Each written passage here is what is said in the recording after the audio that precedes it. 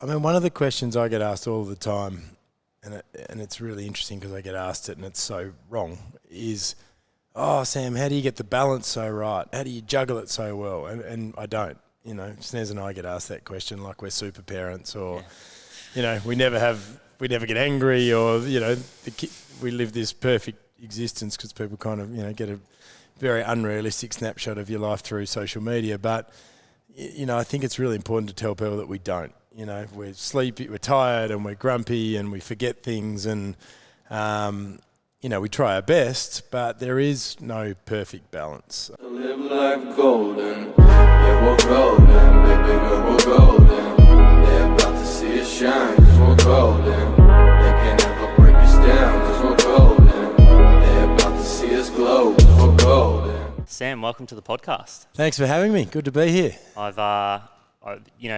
After doing, you know, I obviously know a fair bit about you, but after doing some research, looking back and seeing that you're a PT just like me, and Yep. and you know, obviously watching, you know, I mean, we obviously have a mutual in Annie, but you know, once she said that she was moving across to work with you, I kind of paid a fair bit of attention, and it's pretty crazy to see how far 28 with Sam will just come. Yeah, we've got our 6th birthday in a week, and it's been a wild ride, that's for sure. 100%. So what we might start with is a little bit about you and obviously your journey and, Sure. and kind of where it all started. Yes, I've been in the, I'll show my age here, mate, but I've been in the fitness industry for 21 years. I came across from Hobart to Melbourne to study exercise science, and at the end I worked in the university gym and a YMCA gym instructing and kind of getting a taste for it. I'd trained myself for a couple of years as I was sick of being a skinny runt and wanted to get in the gym and lift some weights and put a bit of beef on. And sort of fell in love with it and was pretty blown away with just how much you could change your body. You know, a lot of people that get into personal training sort of have got the other story of their own weight loss journey, whereas for me it was actually weight gain and putting on some muscle and gaining some self-esteem and some confidence. But I feel like it had a very similar sort of impact mentally on just how much I realised it could change you both sort of psychologically and physically. And so fell in love with it. I've always loved sport. I've always loved people.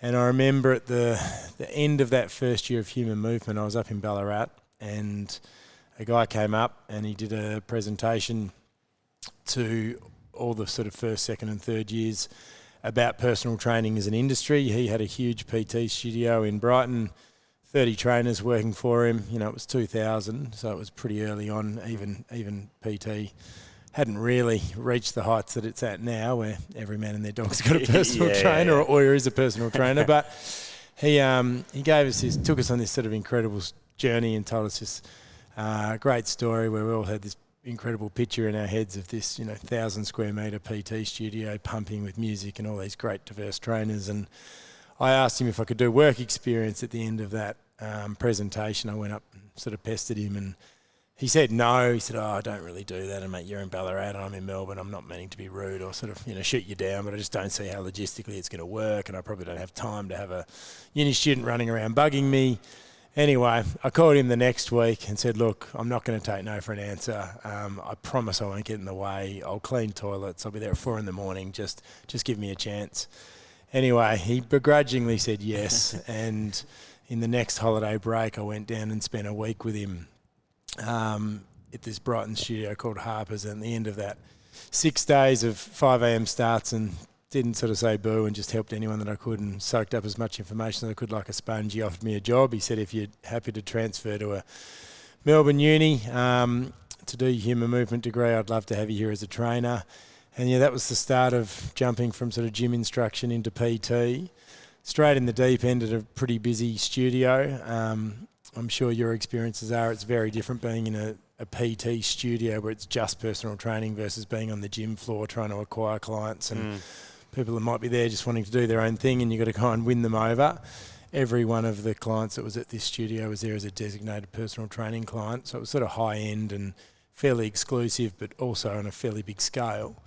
And it was just like, it was one of those things that I was meant to do. You know, by Easter of that first year, I was doing 60 appointments a week and still doing uni, and that's sort of how it fared for the next 4 or 5 years. I did uni part-time, did 60 or 70 PT appointments a week, loved every second of it. And, that was the first chapter before venturing into the kids' fitness space. It's, you look back at those days, the 60 appointments a week, and you know what? Like back then I look at it and I go, I was in love with it. At the time. And I was 21 and bulletproof, and early mornings didn't worry me, and you just more. I loved it. Yeah, and I also one of the things I want to talk to you about today, and we'll obviously go into that later on, is fatherhood. But I think I was listening to another podcast that you're on, and that was the light switch for me too. That hang on, I don't know if this is sustainable. Like, what does this look like when I'm, say, 30, 35, 40?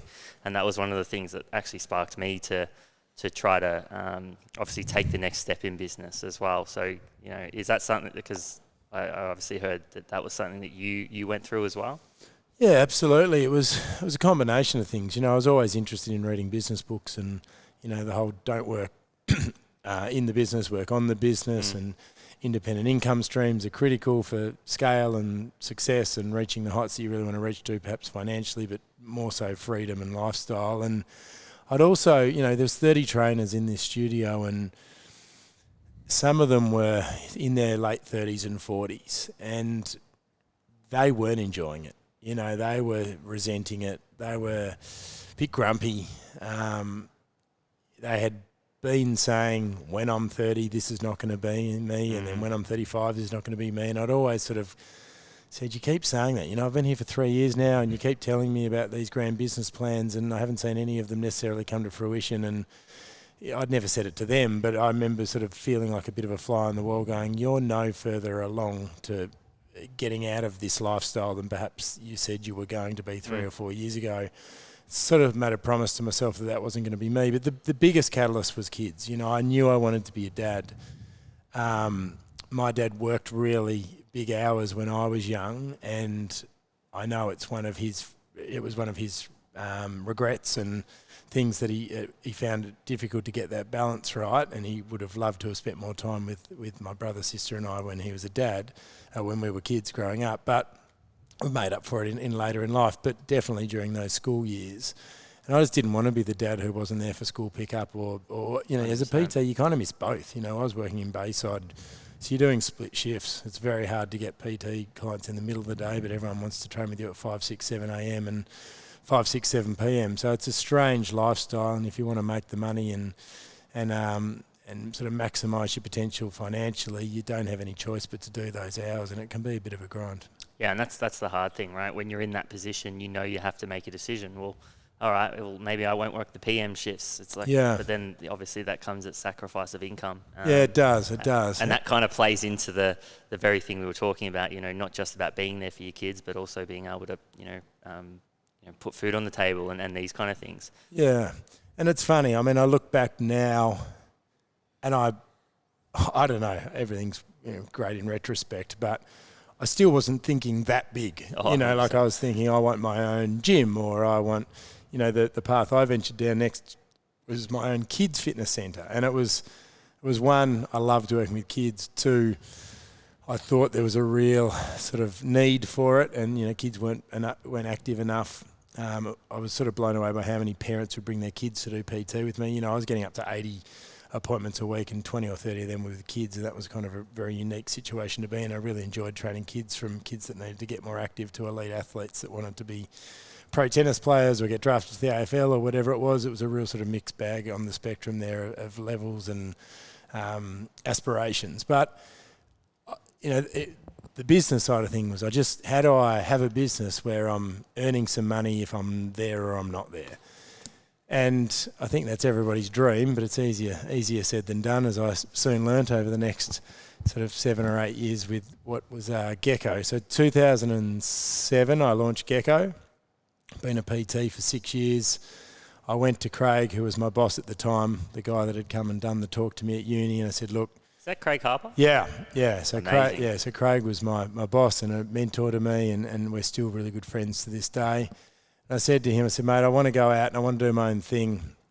He said, what are you saying? You're going to start your own PT studio? And I said, no, I actually think I'm going to do a kids fitness centre. And he said, oh, look, why don't we do it together? And that was kind of a nice, reassuring, hand-holding, suggestion that was like, okay, we can do that. So we went into business together. Gecko Kids Fitness was Australia's first ever kids gym. It was a pretty novel concept. We rented a huge garage, about 600 square metres in Hampton. Stripped it all back, got all the oil and crap off the walls and floor, and put AstroTurf and basketball rings and cricket pitches and little bikes and little rowers and boxing bags. It was pretty cool. Like, you walked in and it was a real, really cool stimulation, both visually, and there was cool music playing and lots of bright colours, and it went really well. We just, we were making it up as we went along. I mean, I knew what I was doing when it came to the physical side of things and training kids, but from a business side of things, I sort of didn't. I still remember a lady came in on about the 7th day that we were open, and she's like, oh, I can't see a brochure for your birthday parties. I'm like, oh, shit, birthday parties, good idea. Oh, they're at the printers, what's your email? I'll send you all the information. Just sort of made up that we did, Soccer World Cup and footy fanatics and all this kind of stuff. Business birthday parties ended up being about 30% of our revenue. And, then we did Junior Gecko, which is a 3 to 5 year old developmental program. We did after school classes, we did incursions into schools, we did birthday parties, holiday programs, footy camps with Chris Judd and all this kind of stuff. It was a real adventure, but I hadn't actually solved the problem because the whole business revolved around me so much. Every parent was still like, oh, is that Sam's class? And will Sam be taking my birthday party? And will Sam be there? And we hadn't solved for the whole business that are revolving around me. So we then, 2 years in, it was a great business. I was really proud of it, but hadn't really changed what I was doing. I was probably earning about the same amount of money, working the same amount of hours. That might have been slightly different hours, not so early in the morning for the little kids, but hadn't really solved what I was trying to solve. So then we looked at expansion models. And for kids fitness, we thought the obvious one was some kind of licensing arrangement, sort of like a Les Mills type thing, but for kids fitness into existing gyms. I know you've worked in the Good Life system and that kind of thing. You know how it all works. These franchises, there's big opportunities that if you can get one on board, you can get 50 or 100 on board potentially, whether they're company-owned or franchises. And so we headed down that path, and we had relatively good success from a growth perspective. We signed 40 or 50 gyms up in 12 months. We bought all these equipment kits, wrote all the training manuals, marketing collateral. There was a little piece of Gecko in these 50 gyms around Australia, but the quality control was really hard because what you can achieve, with your equipment and your branding and all that kind of stuff doesn't matter if the trainer's not good. And these gyms tend to have a fairly high trainer turnover. So I'd fly to Perth and set up a Gecko in Perth, and then I'd go back 6 months later and the 3 trainers that I'd done all the training with had moved on, and they'd just said to the next batch through, oh, you guys will take the kids program. And, obviously that message hasn't come straight from me. It's diluted a lot. The quality of the programs wasn't at the level that I was kind of happy with or proud of. So we pivoted to a franchise model where it was still the equipment kit and the branding and the, everything that was recognisable for the Gecko brand, and all the programs had come from me and my team, but it was based around a single passionate individual who owned a territory, and if they wanted to then do it in a scout hall or take it to a gym, they could. And we had much more success with that. Yeah, that was definitely a better model where it was kind of like, okay, you can't clone yourself. So when, it was all about the recruitment. We didn't necessarily just grant a franchise to every applicant. It was making sure that they really wanted to do it for the right reasons, and they really had the right communication skills, presentation, emotional intelligence to deal with kids and that kind of thing. And we picked the best candidates, and they had some really good success. Yeah, it's interesting because, obviously they've got vested interest. Yeah. And that's the big difference. Yeah, and it was PE teachers that did this as a side hustle. It was personal trainers who were young and loved working with kids, and this was the perfect little 30% add-on that just gave them instant credibility in that kids' fitness space rather than trying to do it themselves. What would be some of like the key lessons, out of that then that you would, like, because I mean, it's still a big problem, like, in terms of an individual trying, in the fitness industry trying to take that next step. Like, it's not something that the majority do. They kind of, and they might have something similar. They might have started a gym, or they might, whatever venture they're going down into. What's some advice that you would give, those people when they do take that step? So the advice, I guess, if someone had asked me that same question, 7 or 8 years into Gecko, would have been all about selecting the right people. I think my advice now is utilise technology, because what 28, and I know we're skipping ahead, but what 28 has taught me is you almost can clone yourself, because you can take yourself into everybody's garden or lounge room or school through the calibre of the technology that we have at our fingertips these days, and the quality of the content, and the speed of the streaming, and the simplicity and speed to create an app or whatever it might be. So I think that realistically wasn't an option, probably 2012, 2013, when we were really scratching our heads to how we scaled hard and fast. I think now it sort of is. Now, that's not a face-to-face experience still necessarily for your customer, but if you think that can be solved around, I'd definitely say utilise technology to the best that you can.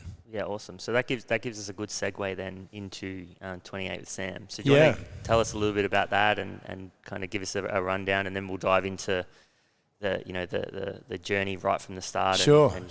The lessons. Yeah, so Gecko was a lot of learnings, and I had my own gym, the Woodshed, which I still have to this day, which I love here in Brighton, even though the last 2 years with COVID's been pretty tough. But my most successful business by far has been 28 by Sam Wood, which we launched in 2016, and it was off the back of me being on The Bachelor and having a very fast-growing social media profile, being inundated with people in DMs and emails and that kind of thing, saying, "Oh, Sam, I see your fitness content on your social platforms, and I followed you on The Bachelor, and would you be able to help me with a workout guide or eating plan or whatever it might be?" So it was something I'd always admired. I'd always looked at your Kaylas and your Michelle Bridges and thought, God, it's just incredible the reach these guys have, and it's just a powerhouse. It's amazing.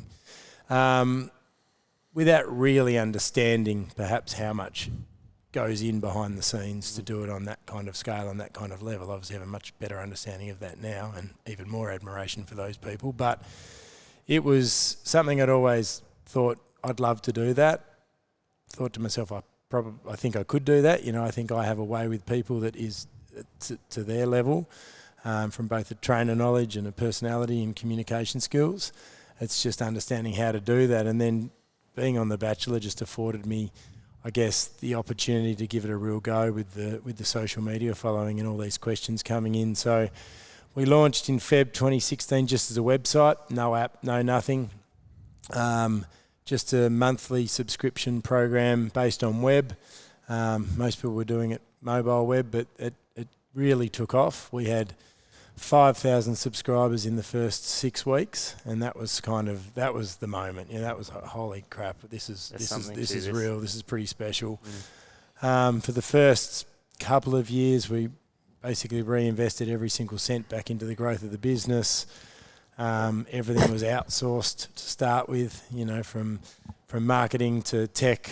It was kind of me and then a few guys in a little studio in South Yarra, and I was creating content in my gym or in my lounge room, and they were doing the behind the scenes web stuff. And then it was like, no, we've got to do this properly. We've got to reinvest this money from these subscribers that we're getting. There's something really special here. There's something magic about this program and this brand, and the people that would join the program were getting fantastic results. There was incredible word of mouth. We still weren't even marketing that hard, and we were growing really, really fast. So we rented an office, started to bring everything in-house. We sit here today, we've had nearly 700,000 people do the program. I've got 35 full-time staff, and everything's in-house apart from a couple of sort of key specific marketing functions. But yeah, it blows me away just to how crazy it's gone in that time. You must think back to those weeks of like, the 50 to 60, 70 sessions a week and just think, wow, like how far it's actually come. I was in a florist down in Mount Martha last week, and there was a lady in there, and I had my mask on, and I was just in shorts and a singlet, and she said, "Are you a trainer?" And I said, "Yeah, I am." And she said, "Will you train me?" And the lady that owned the florist laughed. And she said, "Oh, he's kind of a famous trainer." And she said, "Oh, right. So will you be able to train me?" I said, "Oh," and I sort of really politely said, "Look, I'd love to train you, but I don't actually train anyone one-on-one anymore. I've got a couple of other businesses that I focus on." And the lady at the counter was saying, "Oh, he's got this 28 program. He trains like tens of thousands of people all over the world." And she was like, "Oh, okay, maybe I'll join that." But it was just, that is absolutely where I've come from. It is absolutely why I am where I am. I mean, I get a lot of questions around, why do you think you've had such success off the back of The Bachelor? I think the number one answer is I haven't changed who I am or what I do. Like I had been a personal trainer for 15 years and I've just kept being a personal trainer for the last 7. It just tends to be through a different medium. So, I think when you've had that much experience, I mean, the qualifications are important and they're good, but I think it's the experience, how to connect with people, how to inspire people, how to be real with people. I remember when we first launched 28, I jumped online and I did a little selfie video to all the 28ers, and the guys in the web office were like, "Oh mate, we're a bit worried about you doing that because it's going to become the expectation, and surely you can't do that every day or nearly every day forever." And I'm like, "Why not?" I said, "It takes 2 minutes. I can do it from my car or my bathroom." Or I said, "This is what people want. They want real, they want raw." The polished stuff has its place, Hollywood, perhaps Chris Hemsworth's fitness program's far more polished than mine is, but what people love is they get to train with me. They feel like I'm the personal trainer in their pocket. It's not just me being the face of a program that they don't have any interaction with, and that's something I'm really proud of, and I definitely think it's why we've had the success we have. Yeah, I would love to pull on that string a little bit more, because one of the questions I had, you mentioned before about, giving a good customer experience. And obviously I feel like that can be one of the big hurdles you have to jump in order to do that well in tech, because it's not face-to-face personal training. It's not, a lot of the time face-to-face connection. So how do you then transfer the experience that you used to give face-to-face into this product that's obviously technological? It's how do you connect with your member, and then I think now that's what it used to be. Now in 2022, it's how do you connect with your member based on who they are when they need you to. It has to have reached that level of personalisation and intelligence that based on their age, their training history, their goal, whether it's a Wednesday, what they said they wanted, did they want help with food, did they not want with food, do they need motivation, are they intrinsically motivated? And then your app needs to be able to recognise that without them realising it's recognising that, and give them a kick in the bum or a hug or whatever it is that they need at the right time that they need it. And that never stops evolving. The sophistication of some of these apps out there, fitness or not fitness, they know what you're thinking before you even think it sometimes, and they're there for you with the right message at the right time. And getting in shape is such an emotional journey that I think it's probably one of the most important spaces where this technology can really, really have a positive impact. Are you guys deep in the AI side of things? Are you looking at it? We're getting into that. Yeah, that's kind of our next horizon. I mean, there's still a fairly high degree of personalisation and sophistication there already, sending the right video to the right person at the right time based on their behaviour or their goals or whatever it might be, from push notification to video alert to motivational quote to sending them the right recipe or the right workout depending on their time or their budget or whatever it might be. But yeah, that never ends. The technology evolves. Your competitors raise the bar. You want to keep ahead of the pack. The thing that COVID did was it was brilliant for the awareness of digital fitness and at-home fitness, and it was a wonderful growth period for 28. But, you know, there was kind of 5 of us in the game pre-COVID, and now there's 500 of us. So it's definitely it's good for us. You know, it's made sure that we really just keep raising the bar to stay ahead. So, and obviously it you know, as you're scaling, right, that comes with challenges as well. Sure. Like what are some of the I guess the challenges that you guys had to overcome as the company, you know, grew quite rapidly? Oh, the biggest one was probably going from outsourcing to insourcing. It was, you know, and I would do it all again tomorrow. It's definitely been the best move, you know, having full control of everything and designated people that just work on your business rather than agencies that, you know, you might get 10 hours of their time a week and they're charging you almost a full-time salary retainer, you know, and they're doing a brilliant job, but tech moves so fast and you want that collaboration, you want that ability to have an idea at 8 a.m. and have it implemented by 4 p.m. Not, great, let's set up 3 meetings over the next fortnight and just, you know, it frustrates you when you know it doesn't have to be that way. And I just think our speed of execution, the passion and drive that we have, you know, that we end up hiring these people who genuinely want to be involved with a business that's helping people, and they love that they're now not spreading themselves across 4 or 5 completely diverse businesses. They're actually devoting themselves solely to, you know, a business with such a good cause and such an exciting future. Did that all happen at once, or was it like a No, piece it was by piece? definitely kind of gradual. Yeah. I mean, the biggest thing was getting those, you know, really big pieces in place with a CEO and our CTO from a tech perspective, and then we've also got a chief commercial officer who has a really, really good startup tech background. You know, they're very good with business acumen and numbers, but they have a really brilliant track record from a tech perspective that they've sort of been there, they've done that, they've taken businesses from startup through huge growth periods, and yes, having someone like that's been brilliant too. Yeah, the thing that's always interested me is bringing in the CEO. Like, I mean, because I'm guessing, were you the CEO at the beginning, or like, you know, the person kind of guiding the ship? Yeah, so I didn't call myself the CEO. Oh, you are? No, I didn't, and I'm not now. Yeah. But I mean, I was effectively fulfilling that role, probably quite badly. But I think the most important thing when you're going through growth is to understand the bigger picture and to not worry about the profits now, focus on the profits and the returns later. But from a internalising perspective, to just be able to understand what you do well and, more importantly, understand what you don't do well. Yeah, and 100%.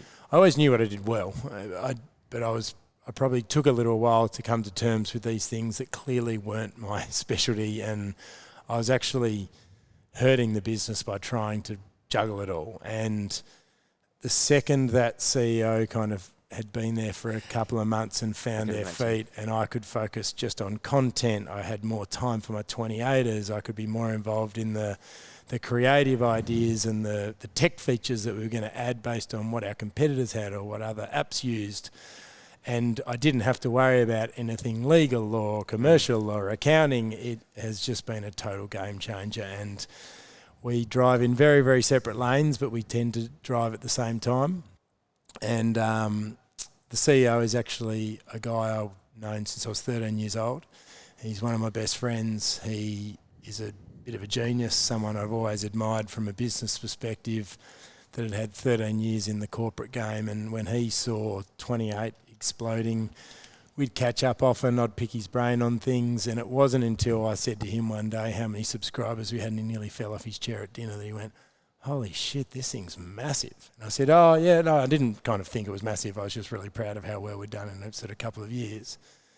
And I sort of flippantly said, oh mate, if there's ever an opportunity for us to do something together, we should explore that. And he rang me up a week later and he said, mate, last thing I want is for you to think I'm trying to jump on board your baby or take advantage of your success. I promise this will always be your baby and I'll never tread on your toes, but I genuinely think I could help you take this to a whole new level if you want to have that conversation. And so we did, and we have, and yeah, we've never had a fight. We work brilliantly with each other, and yeah, have done for the last 4 years.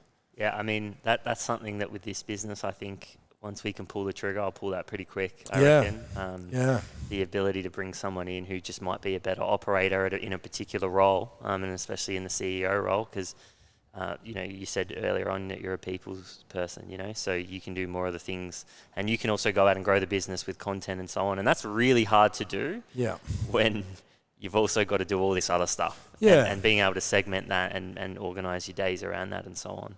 And, I throw a million ideas up in the air and, 2 of them would land if it wasn't for him. They all land because of him. But if it wasn't for him, it'd be like, oh, what about all those ideas? And he loves the passion and he loves that founder instinct and drive and never satisfied and long out. Like, he thinks, he couldn't do without, anywhere near as well with all his skill sets without that, and the team feed off that too, like they love that they're hearing from the founder on a daily and weekly basis, and it doesn't feel like a corporate organisation. There might be a bit of crazy disorganisation around here and there, but it always comes from a good place and a passionate place, and I think the team really like that. Yeah, amazing. So I want to go back to getting into tech, right? Sure. Because we kind of talked about, that's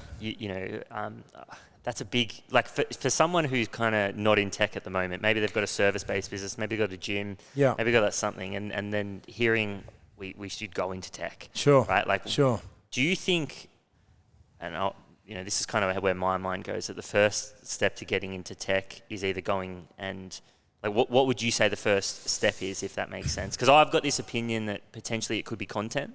Like the first step, that even though it's not actually in tech, building some type of community around you through content and social media.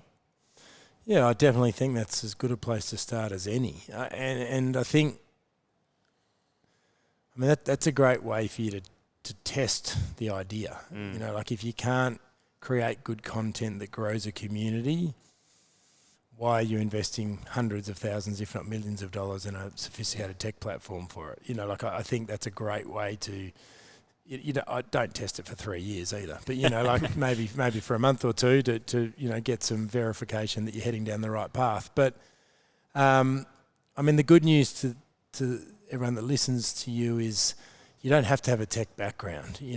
Don't think that you do. I could barely send a text message. In fact, I'm pretty poor as it is now. I understand it conceptually, but I don't code or understand any of that stuff. I know what I like from what works well and what looks good.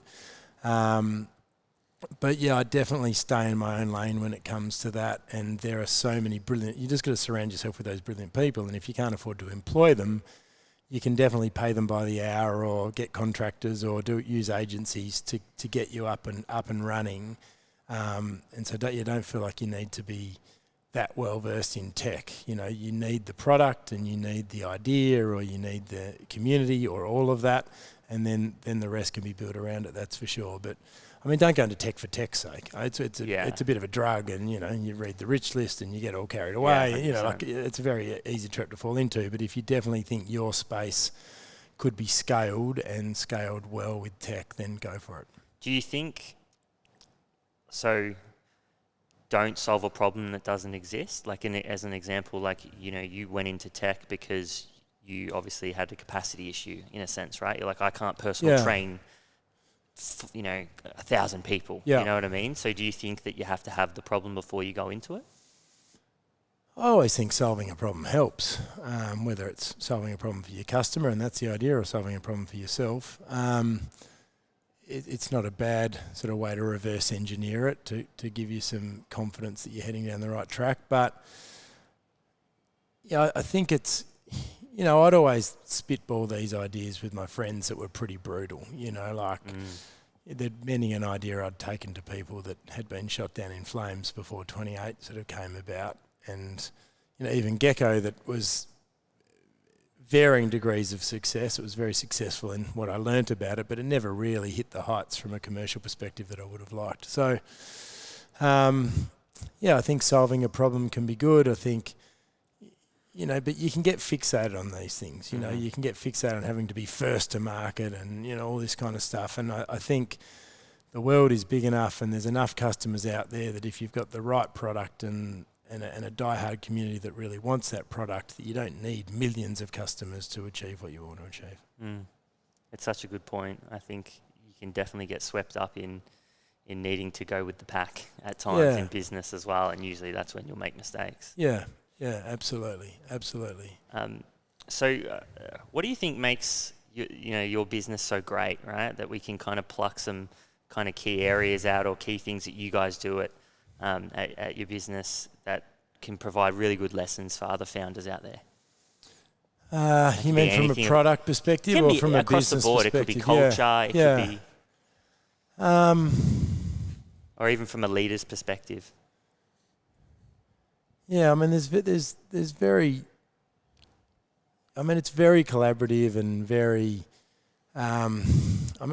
probably the best one is our product roadmap is driven by our customer. And it always has been. We launched 28 and we were black and we were orange and we sort of threw it out there to see what stuck. And 3 months in, 95% of our customers were female.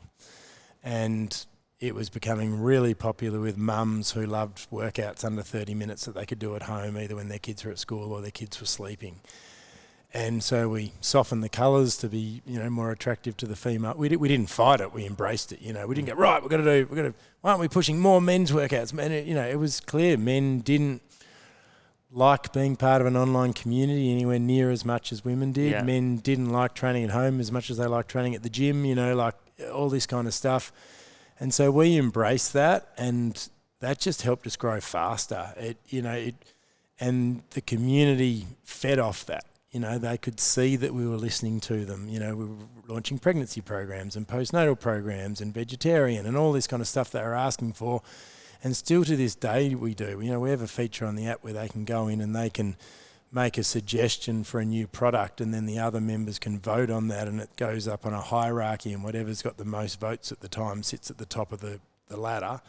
And so any one of the tech team or marketing team or whatever can jump in there at any one time and see the 3 features that are being asked for most, or the 3 changes even as a company that are being asked for most. And I really think that's held us in good stead, because it's very easy to try and be everything to everybody. It's very easy to see what your competitors are doing and get sucked into trying to copy them all, and that's not what made you great in the first place. Like, you've got to have that originality. You've got to understand who your customer is. You've got to understand why you had that success. And as much as you still need to evolve from a tech perspective, because tech changes so quickly, if you move too far away from that, I reckon you'll come undone. Have you read The Lean Starter? No. No, it's a great book. It literally just describes everything you guys are talking about. I'll check it out for He's sure. Actually... I think he worked at Google. Yep. And he's a tech guy, but it's a really good book on it. Okay, I'll check that out for sure. It's great, but I mean, you guys are already doing it, but it kind of, the way they put it is, and the way they teach it is quite good. It's a good read as well. Yep. All right, so now we're going to take a bit of a pivot and talk a little bit about fatherhood. Okay. Because I feel like I'm not a father yet, but one of the pressures that I feel as an individual at times is, and we kind of talked about it before, is like, it's going to come at some point, and I got to have my shit together. I've got to get I've got to make sure my business is successful before I'm a father, and so on. And obviously you've gone through, a fair bit of growth, and in your business, and obviously that comes with different pressures and so on. But I guess maybe some advice around how you are juggling, this. Great business over here, and obviously being a father at the same time. Yeah, one of the questions I get asked all the time, and it's really interesting because I get asked it and it's so wrong, is, oh, Sam, how do you get the balance so right? How do you juggle it so well? And I don't. Snez and I get asked that question like we're super parents, or, we never get angry, or, we live this perfect existence because people kind of, get a very unrealistic snapshot of your life through social media. But, I think it's really important to tell people that we don't. We're sleepy, we're tired, and we're grumpy, and we forget things, and, we try our best, but there is no perfect balance. I mean, working for yourself and having a business that is doing quite well, and, you've got great people around you has been brilliant for being a dad because, you know, you've got so much flexibility. Like I would really struggle to do a 8 to 6 office job without any flexibility around that. I just love that I'd rather be on my computer doing work at 11 o'clock at night, but I've spent 2 or 3 hours with my kids during the day. But, you know, I think the most important thing about being a dad is when you're with them, you're really with them. You know, like you've got to be properly present. I think if you're kind of half with them and you're checking emails and you're sort of stressed and distracted, you may as well be working because the quality of the time and that you're giving to your kids, particularly your little kids who are really perceptive and they pick up on this stuff, is it's just not even worth it. So I try and be, either 100% with them or 100% at work.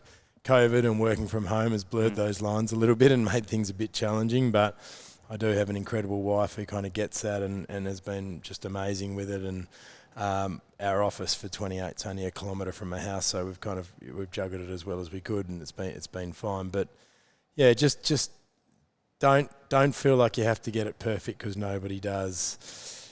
I think it's the same with people were very regimented with the right time to have kids. There kind of is no right time to have kids, and there's definitely no wrong time to have kids. Like it's amazing how no matter what else is going on in your life or how experienced or inexperienced you are, or how old you are, or how financially comfortable, or whatever it is, you just kind of make it work because it becomes the most important thing in your life. Having kids has absolutely helped me. I mean, they've helped me way more than I've helped them, I'm sure. I was a workaholic and wasn't that balanced and, cared way more about materialistic things and, sort of chase these stupid things that didn't matter, these, financial milestones and that kind of stuff. Then when you have kids, that all just sort of disappears. You all of a sudden don't care anywhere near as much about the hours that you work, and you realise that the important things of life is the quality time that you get to spend with them. And you still want to be able to give them the life that you want to be able to give them, but it's very different than the materialistic crap that you used to think was so important. Yeah, it kind of reminds me, it's not the same thing, but when I recently bought a puppy about 9 months ago, and I remember thinking about 5 weeks in, I just realised how selfish I was. Yeah, you know totally. what I mean? I was far out. The fact that I had to kind of care for them. He comes everywhere with me. He comes to the office and stuff like that. And I would assume that kids is very much the same, just on a whole new level. But it kind of made me think about that when you were saying that. It's I just remember thinking in my head going, Jesus. Yeah, but same thing. I was the same. Yeah. I was the same, and I almost used to justify it by telling myself that it was an advantage.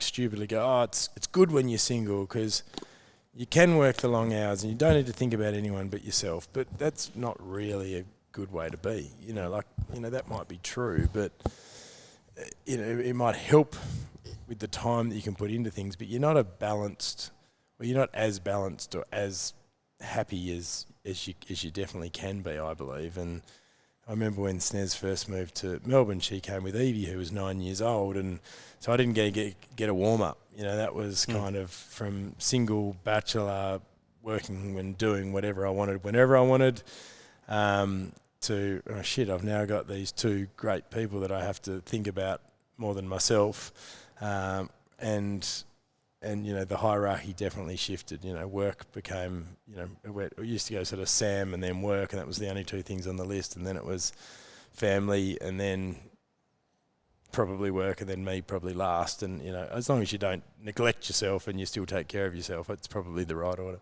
Yeah, amazing. I think it's great advice, and it's something, because I genuinely think that this is something that men in general, before it happens and even during, it can cause there's a lot of pressure that comes with it as a male. You know what I mean? Like, I know I've felt, I've been thinking about this since I was 20. Yeah. That's what made me try to take that next step in business. But it also comes with a lot of pressure. So I think it's just a good conversation to have. Yeah, I mean, we put a lot of pressure on ourselves about our work status. It defines us and all this kind of stuff. And, you know, perhaps in your 20s it does. You know, you're very competitive and what's that person doing, and, you know, but I think when you become a dad, like, that's far more important than what you do for a job. So I think, it's a really healthy sort of mind shift. And I mean, I know from my own perspective, it was told to me by my friends that had kids before me, and I always used to be pretty like, oh, you don't know what you're talking about, and then they were absolutely right. You know, like, you almost need to experience it to understand it. Yeah, 100%. It's something I look forward to greatly. Yeah, mate, you seem like you've got it worked out far more than most men that don't have kids yet. That's It's easy to talk, right? Like, I think that's the thing. It's easy to talk. Like, I still have my moments. You know, I'm vigorously trying to improve myself. So, and improve myself is not monetary. That's not how I measure it. It's about who am I as a person. You know, how do I affect the people around me, and so on. But, you know, you still have moments because you know, obviously because of those pressures, you know, there's times where it can be tough, and you're taking risks, and the pressure does build, and so on, and you can break. But I definitely think, you know, there's a lot of methods that I use to I guess overcome those obstacles and make those improvements. You read these business books. I used to read, you know, your Richard Branson books and all this kind of stuff, and, you know, I remember him and others that always say, you know, as soon as you don't focus on financial success, that's when you'll have it. And I always used to go, mate, easy for you to say, like, give me a break. Like, you know, it's just, it can't be true. It can't, and it's so true. But so you just have to have faith in your mentors and these people that have got more life experience and more wisdom. I mean, be careful who you pick and choose, I guess. But I think it, you know, these people do know what they're talking about. They have been there. They've done that. Like, take a little bit of, take a big deep breath and take some peace of mind out of the fact that what they're saying is highly likely, if not definitely true. Because you put, like you say, mate, you put so much pressure on yourself. Like, you burn yourself out, you worry yourself sick, fixating on these things, and it's not doing you any good. It's not getting you any closer to your goal if you're spending all your time worried sick about, you know, where you're at. And, you know, you listen to Gary Vee and all, he's, you know, the one thing he was saying is, slow down, you've got time, stop being so impatient, you're 25 or 35, like, you know, he didn't know what the hell he was doing at 25 or 35, like. Yeah. And I think it's some really sound advice, because we are always in such a hurry. And I mean, social media doesn't do that any favours. You know, you're always checking out these 20-year-olds with Lamborghinis and going, what the fuck am I doing with my life? And all this kind of stuff, and it's usually bullshit. So, yeah, don't worry about it too much. Yeah, 100%. The next part of the podcast is just quick fire. So, right. I always say this, and it's really hard to explain, because one time I said, okay, we're going to do quick fire, and I say short, sharp answers, and then all of a sudden, the person that I'm interviewing feels like they can only speak for 10 seconds. Yeah, right. So yeah. You just have freedom over it. Say what you want to say. Take as long as you want. And the questions from us will be short and sharp. Okay. One piece of advice for your younger self. Well, probably what we were just saying before, mate. Slow down. Everything will be okay. All right, so what advice would you have for someone thinking of getting into business? Stop thinking, start doing. I think so many people talk about it for too long without actually throwing themselves in the deep end. I'm a bit of a risk taker by nature, but, you know, I didn't make money on my first couple of attempts, but it was so important that I just threw myself in the deep end, I think, to have eventually ended up where I've ended up. That's great advice.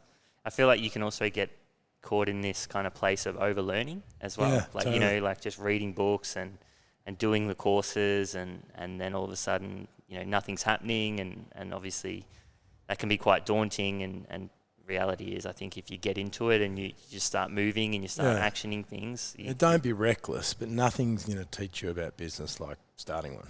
Yeah, 100%. Okay, so what's the most important lesson fatherhood's taught you?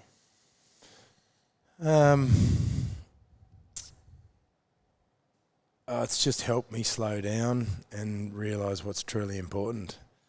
I mean, the last 4 weeks have been the best example of it. I mean, I've been into my office twice since since about the 15th of December. I mean, it's the beauty of tech. I can still do stuff on my phone and my laptop from anywhere, but I never would have done that before. And, you know, with my little girls and a pregnant wife and, you know, a teenage daughter, it's just been bliss to do that. And I take a week to usually slow down because I'm kind of pretty wired and I'm not great for that first sort of 7 days. But for the first time ever, I've really slowed down this time and enjoyed every moment. Yeah, amazing. So what's the most important skill or say characteristic for success in business and why? That's a tough one to answer, isn't it? Sort of depends on your role within the business. But I think as an entrepreneur, it's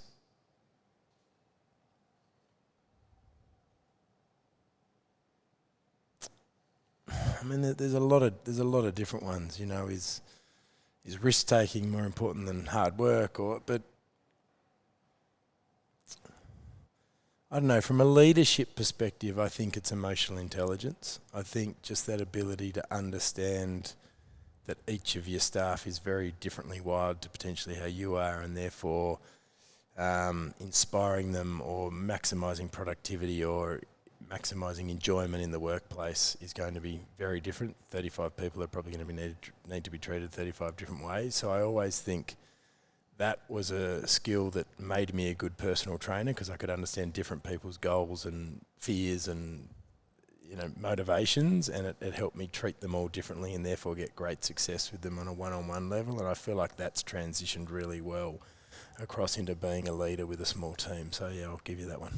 Yeah, it's totally true. I think it's one of the, you know, when you start to scale out a business, right, and you start to bring on staff, and then you start to realize that not everybody's like you, or they don't, you know, they don't do things the same as you, or maybe they don't like to wake up at the same time as you, and you know, they communicate differently, and so on. And especially with different teams, like your marketing team. Most of them are wired similarly to each other, but they're very different to your tech team, and they're very different to your executive team. So, yeah, you kind of work out the subgroups within the big group. You know, like we'll go out to lunches and stuff, and you know, it's sort of chalk and cheese, the different conversations that you're having. 100%.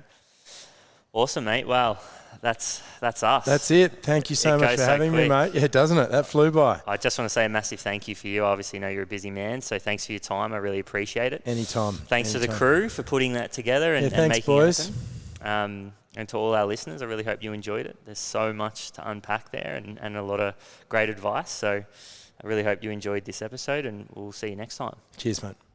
Yeah, we're golden, baby girl, we're golden. They're about to see us shine, 'cause we're golden.